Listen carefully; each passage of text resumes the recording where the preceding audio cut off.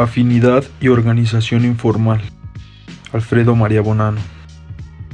Entre los compañeros anarquistas existe una posición ambivalente frente al problema de la organización. A ambos extremos de esta postura se colocan, por un lado, la aceptación de la estructura permanente, dotada de un programa bien delineado, con medios a su disposición, aunque sean pocos, y subdividida en comisiones, y, del otro lado, el rechazo a toda relación o estructura estable, incluso a corto plazo, aunque sea por un breve periodo de tiempo. La Federación Anarquista Clásica, a la antigua y nueva usanza, y los individualistas constituyen los extremos de un posicionamiento que, a todas luces, busca evitar la realidad del enfrentamiento.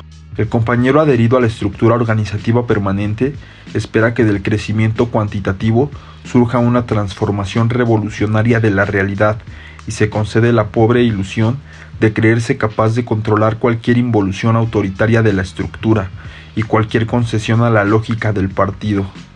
El compañero individualista, celoso de su yo, teme a toda forma de contaminación, a cualquier concesión a los demás, a cualquier colaboración activa, considerando estas posturas como anuencias y compromisos. De igual forma, muchos compañeros que enfrentan críticamente el problema de la organización anarquista y que, paralelamente, rechazan el aislamiento individualista, solo logran abordar estas cuestiones en los términos de organización clásica, incapaces de concebir nuevas formas alternativas de relacionarse. El grupo de base se identifica como elemento imprescindible de la organización específica y la federación entre grupos, sobre la base de una clarificación ideológica, se vuelve su consecuencia natural.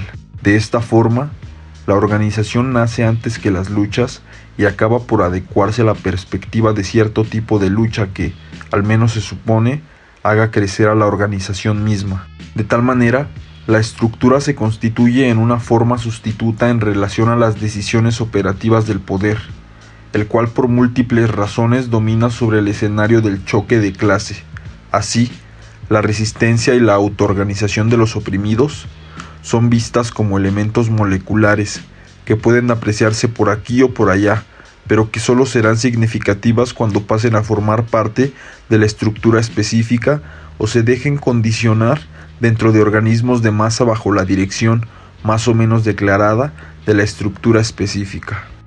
De este modo, permanecemos siempre en posición de espera. Todos quedamos como si estuviéramos en libertad condicional. Observamos los comportamientos del poder y nos mantenemos preparados para reaccionar, sin salirnos de los límites de lo posible ante la represión que nos golpea. Casi nunca tomamos la iniciativa ni ponemos en marcha intervenciones en primera persona, ni invertimos la lógica de la derrota. Quien se reconoce en las organizaciones estructuradas espera un improbable crecimiento cuantitativo. Quien trabaja dentro de las estructuras de masas, por ejemplo, desde la óptica anarcosindicalista, espera que los pequeños resultados defensivos de hoy se traduzcan en el gran resultado revolucionario de mañana. Pero quien niega todo esto igualmente espera, no sabe bien a qué, a menudo atrapado en el hastío, preso de un rencor contra todos y contra todo, seguro de sus ideas sin percatarse de que su actitud no es más que la absurda consecuencia negativa de las tesis organizativas y programáticas de los otros. Nos parece en cambio que hay cosas mucho más importantes que hacer. Comencemos primero por tener en cuenta que es necesario establecer contacto con otros compañeros para poder pasar a la acción. Solos no estamos en condiciones de actuar, salvo reduciendo la acción a una protesta platónica, todo lo cruenta y terrible que se quiera, pero siempre platónica. Si se busca actuar de manera incisiva sobre la realidad, es ineludible que seamos muchos. Pero ¿sobre qué bases podemos ponernos de acuerdo con otros compañeros? Descartando a priori las hipótesis de los programas y las plataformas, redactados de una vez y para siempre. ¿Qué nos queda? Nos queda la afinidad. Entre los compañeros anarquistas existen afinidades y diferencias. Naturalmente aquí no me estoy refiriendo a las afinidades de carácter personal, es decir, aquellos aspectos que involucran los sentimientos y que a menudo unen a los compañeros entre sí. En primer lugar, el amor, la amistad, la simpatía, etc. Me refiero a la profundización del conocimiento recíproco. Mientras más crece este conocimiento recíproco, mayor será la afinidad. En caso contrario, las divergencias pueden llegar a ser tan evidentes que, generalmente, imposibilitan cualquier acción común. Por lo tanto, la solución sigue siendo el conocimiento común cada vez más profundo, que se desarrollará a través de la profundización de los diferentes problemas sociales que la realidad de las luchas nos coloca delante. Existe todo un abanico de problemas que, en general, no es desplegado en su totalidad ni analizado en su complejidad. A menudo nos limitamos a los problemas más cercanos porque son los que nos tocan más. En primer lugar, la represión, la cárcel, etc.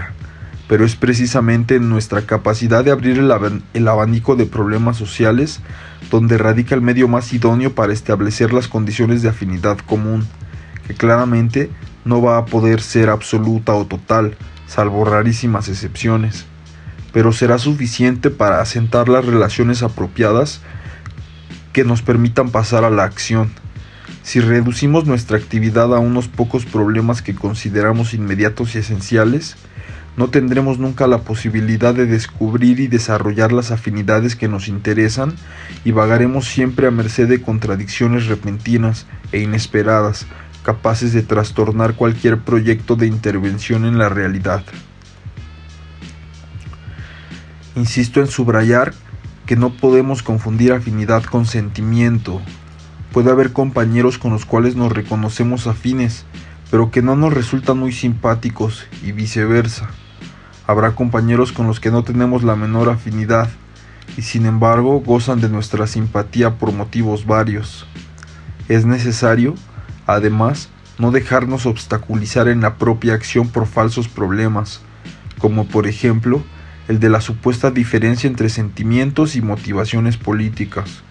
Por todo lo antes dicho, podría deducirse que los sentimientos son algo que habría que mantener separados de los análisis políticos, por lo que podríamos, por ejemplo, amar a una persona que no comparte de hecho nuestras ideas y viceversa.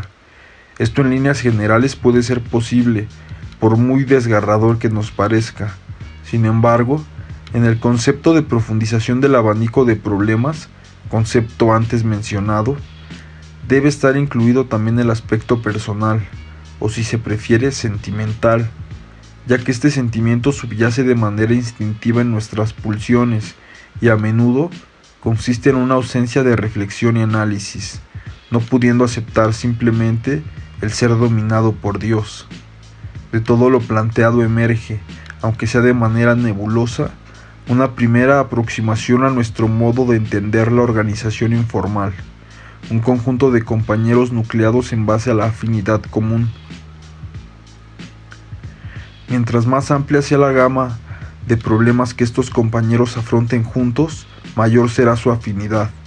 Como consecuencia, la organización real, la capacidad efectiva y no ficticia de actuar juntos, es decir, de encontrarse, de estudiar con profundidad analítica y de pasar a la acción, radica en la afinidad alcanzada y no tiene que ver con las siglas, los programas, las plataformas, las banderas y los partidos más o menos camuflados.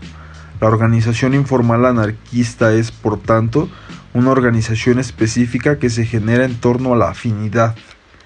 Esto no puede generarse de manera idéntica en todos los casos, pero los compañeros seguramente encontrarán infinitos matices de afinidad y los irán desarrollando.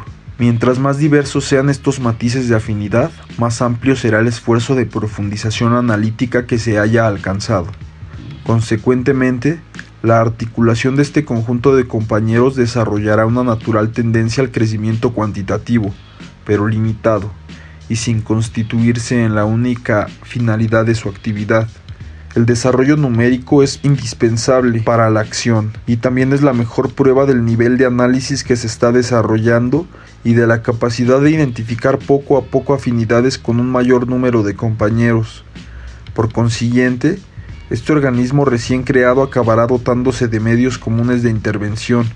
En primer lugar, será necesario implementar un instrumento de debate que aporte el desarrollo de la profundización analítica, capaz, en lo posible, de proporcionar observaciones en torno a un vastísimo abanico de problemas y que, al mismo tiempo, se constituyen un punto de referencia que nos permita verificar, a nivel personal o en pequeños grupos, las afinidades o diferencias que se presentarán poco a poco.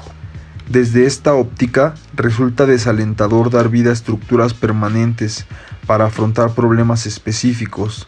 Estos problemas siempre deben ser avistados a través del nivel integral alcanzado por el análisis y afrontados mediante intervenciones precisas con un objetivo a lograr, circunscrito a las posibilidades y no vagamente dimensionado sobre la amplitud del problema a encarar.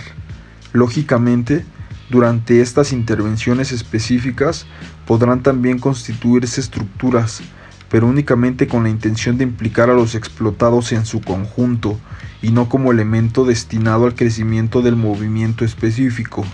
De lo contrario, volvemos a caer en la perspectiva del peregrino en busca de refugio.